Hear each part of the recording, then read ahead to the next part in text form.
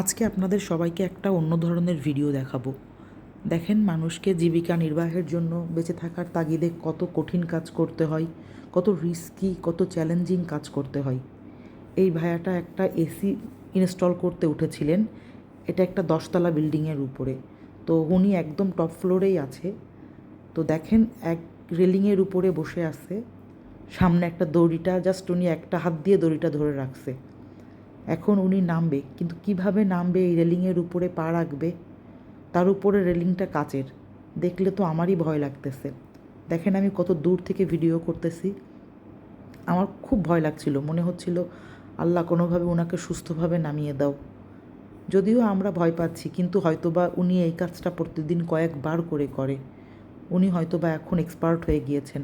কিন্তু আমরা যারা দেখি, আমাদের তো চিন্তা করতেও গা শিউরে উঠতেছে। উনি একটা হাতে দড়িটা ধরে কিভাবে নামবে সেই চিন্তাই করতেছে। উনি কোনো পজিশনেই ঠিক করে এখনও বসতে পারছে না যে রেলিংয়ের উপরে উনি কিভাবে পা রেখে নামবে। আল্লাহ উনাকে সুস্থভাবে নামাই দিও। খুব ভয় লাগছিল, বাট ফাইনালি উনি আলহামদুলিল্লাহ নেমে এসেছেন।